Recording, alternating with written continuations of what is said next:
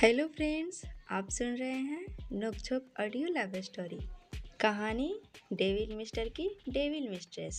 इसे लिखा है मुस्कान शुक्ला मैम ने। पिछले एपिसोड में आपने सुना अभ्युदय अभ्या को मीटिंग के लिए अपनी कंपनी बुलाता है। आयशा उसकी 55 माले की बिल्डिंग को देखकर हैरानी से कहती है, अनबिलीवेबल, इसको बनाने में कितना खर्चा आया होगा। अभया ने उसे एक नज़र देखा, फिर नाव में सर हिला दिया।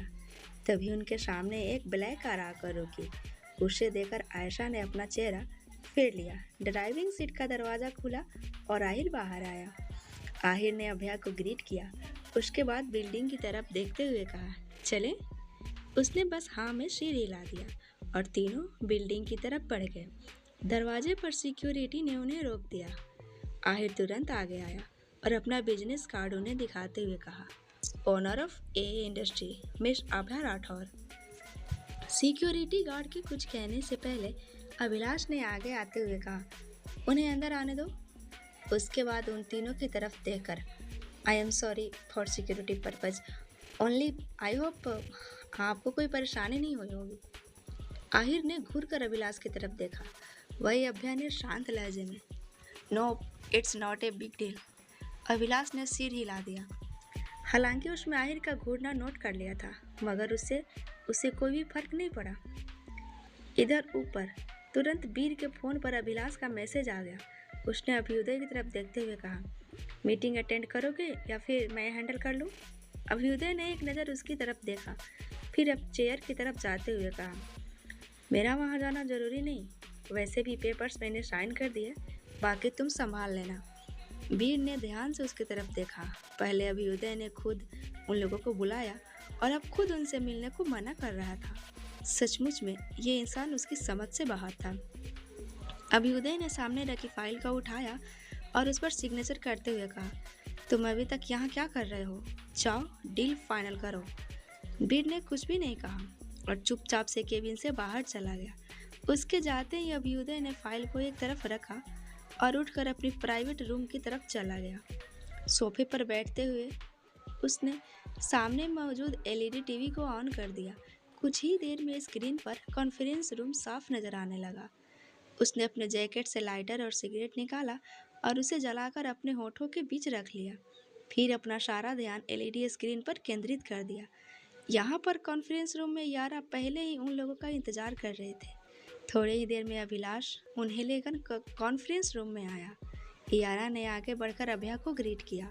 उसके बाद उसे सामने रखी कुर्सी पर इशारा करते हुए बोली, ma'am please set here and feel comfortable, boss बस आते ही होंगे। अभया कुर्सी पर जाकर बैठ गई। यारा ने सेक्रेटरी से कहकर सभी के लिए कॉफ़ी मंगवाई और उसके बाद सभी अभ्युदय का इंतजार करने लगे। लगभग 5 मिनट बाद दोबारा से कॉन्फ्रेंस रूम का दरवाज़ा खुला और वीर अंदर आया। वीर को देखकर सभी अपनी जगह से खड़े हो गए। अभया और वीर दोनों ने एक दूसरे को ग्रीट किया। उसके बाद अभया उसके पीछे देखते हुए कहा, मिस्टर राणा नहीं आए। Veer, I am sorry miss Rathore, उनकी इम्पोर्टेंट वीडियो कॉन्फ्रेंस चल रही है जिस वजह से वो आ नहीं पाए।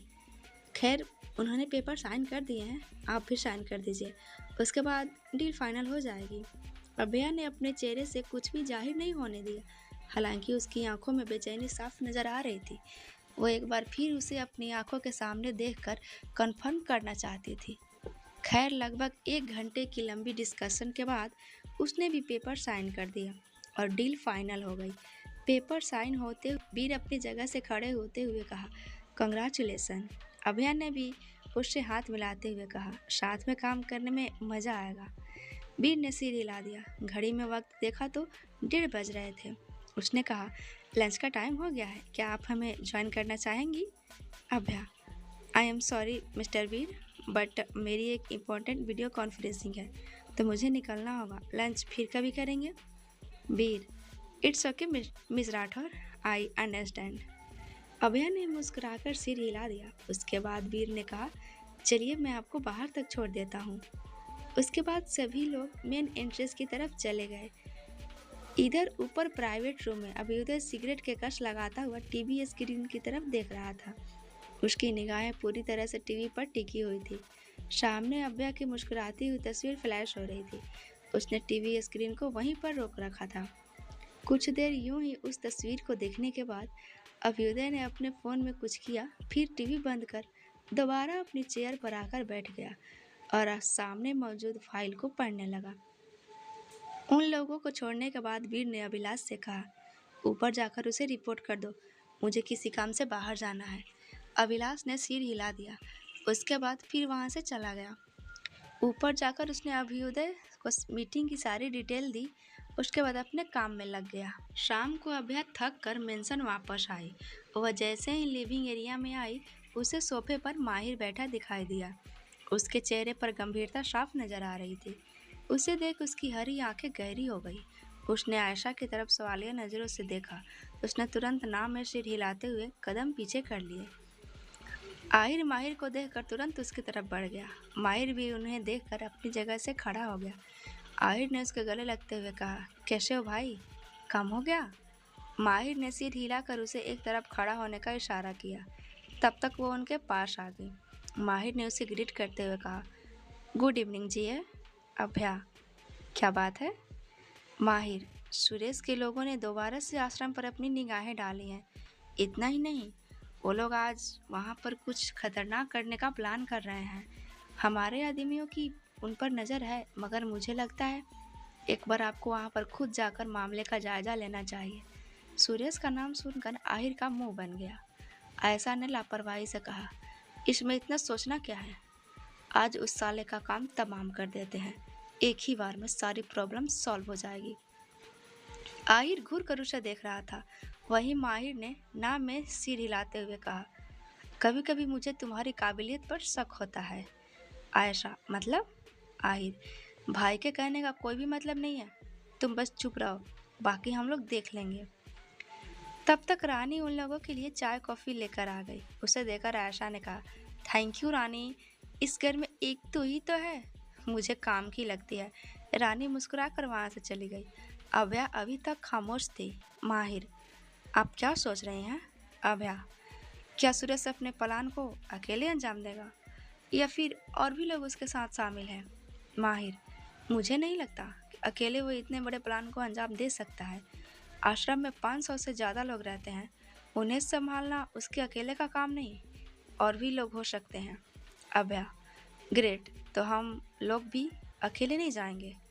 तीनों ने एक साथ कहा, मतलब?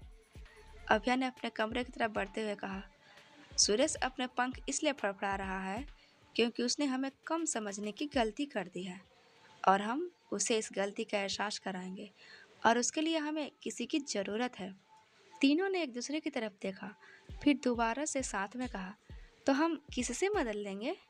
अभ्या ने कॉरिडोर से नीचे देखते हुए शैतानी मुस्कुराहट के साथ कहा, एडीके। उसके बाद वहां से अपने कमरे में दाखिल हो गई। वहीं उसकी बात सुनकर तीनों का मुंह हैरानी से खुल गया। आयशा तो झटके के साथ सोफे से उठ खड़ी हुई। उसे अपने कानों पर यकीन हो ही नहीं रहा था। आयशा, क्या तुमने भी वही सुना जो मैंने सुना? आहिर, हाँ, उन्होंने एडीके कहा। आयशा, पर वो हमारी मदद क्यों करेगा? उसने उस दिन मीटिंग में साफ साफ कहा था, वो तब तक इस मामले में दखल नहीं देता जब तक उसे किसी चीज़ से प्रॉब्लम ना हो, फिर उसे मदद लेने का क्या मतलब? आहिर ने उसकी बात का जवाब नहीं दिया और माहिर की तरफ देखने लगा। वो चेहरे पर गंभीरता लिए कुछ सोच रहा था। आयशा भी उसकी तरफ देख रही थी। तभी अपने कमरे में उसने कहा, मेरे आने तक मुझे तुम तीनों तैयार मिलने चाहिए। तीनों एक दूसरे की तरफ देखा, अपने अपने कमरे की तरफ चले गए। लगभग 10 मिनट में चारों लिविंग एरिया में मौजूद थे। इस समय वो पहले से काफ़ी अलग लग रहे थे। उन तीनों ने ब्लैक यूनिफॉर्म पहनी और साथ ही अपने चेहरे पर मास्क लगा रखा था। अभया ने अलग तरह का कस्टूम कैरी किया हुआ था, रेड कलर का off shoulder top, black jeans, बालों की हाई पोनी, चेहरे पर काला मास्क जिसकी एक तरफ सिल्वर कलर से जीए प्रिंट किया हुआ था।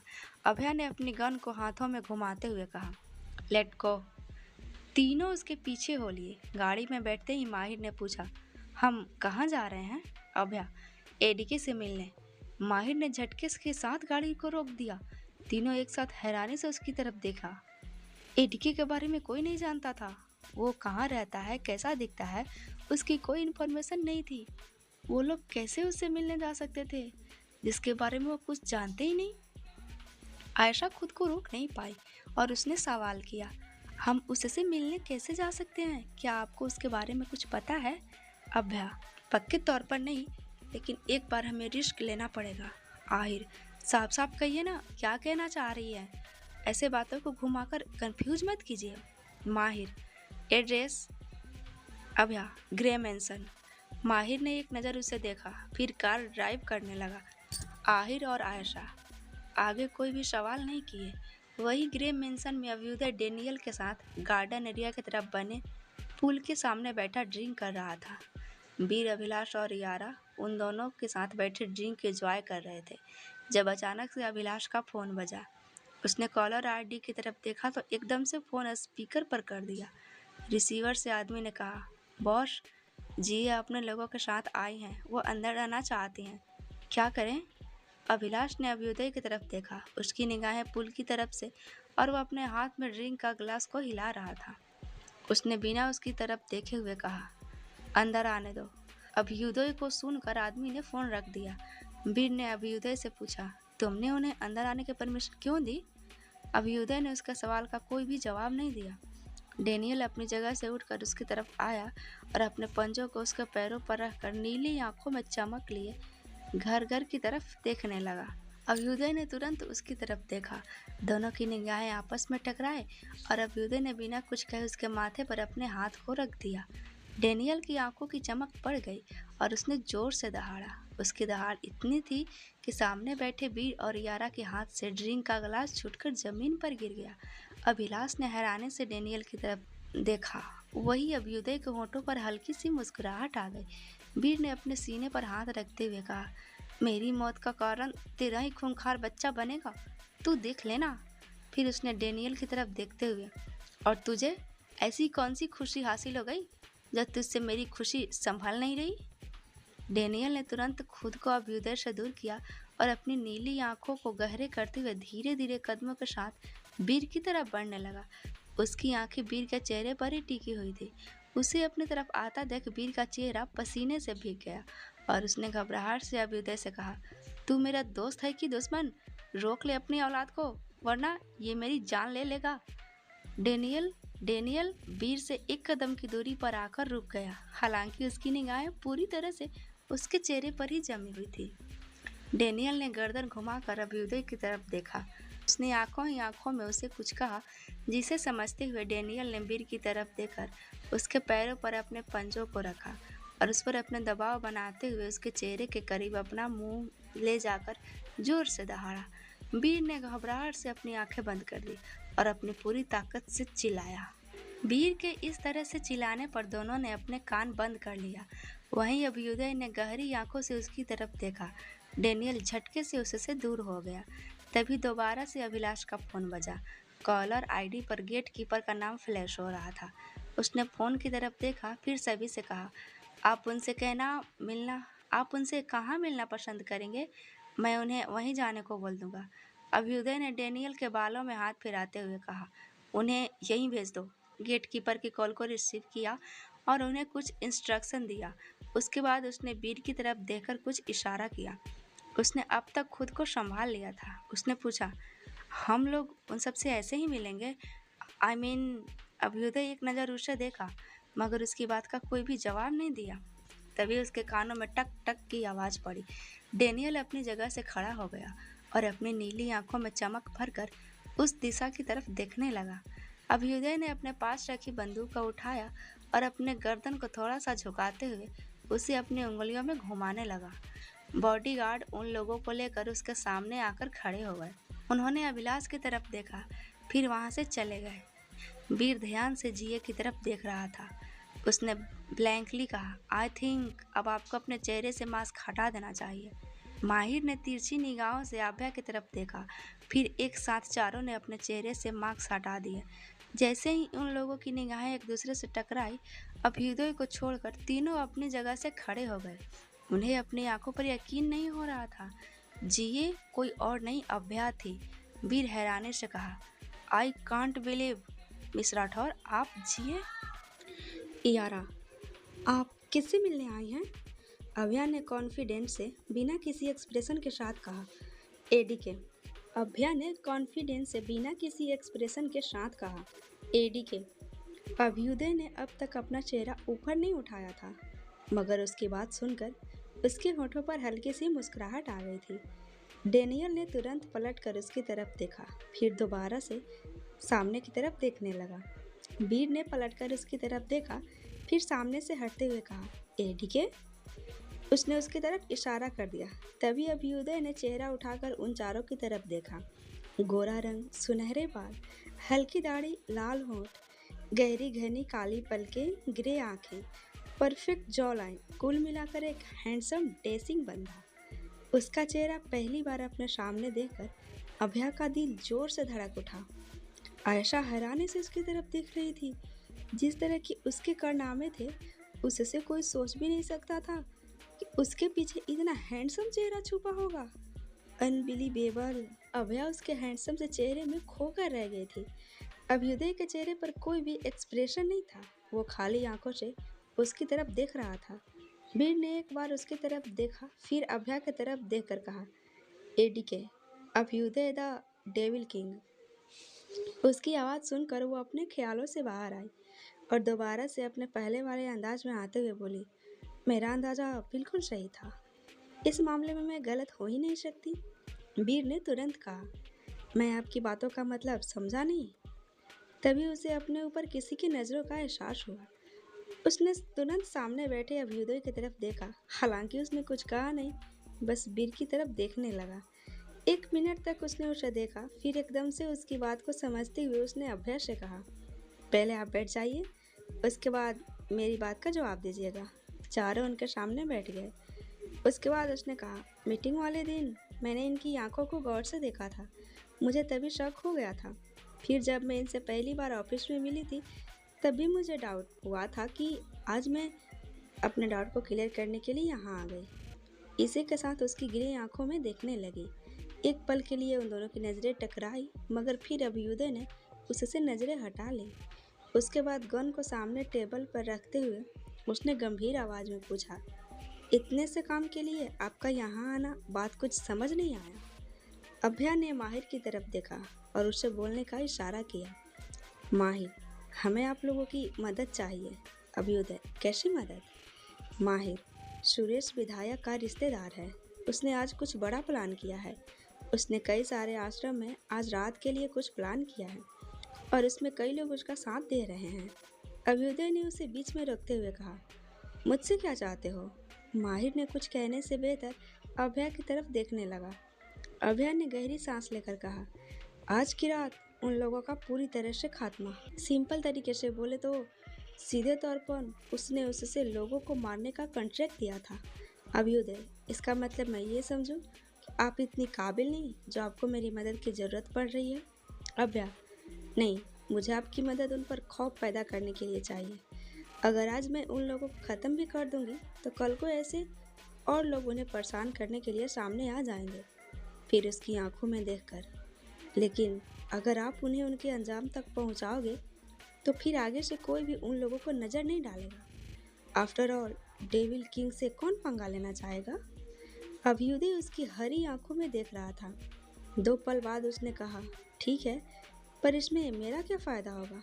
उसका सवाल सुनकर वहाँ पर 2 पल के लिए खामोशी छा गई। अभया, इस समय मुझे ऐसा कुछ भी समझ नहीं आ रहा जिससे आपका फ़ायदा हो सके। अगर आपको कुछ चाहिए तो आप मुझसे कह दीजिए।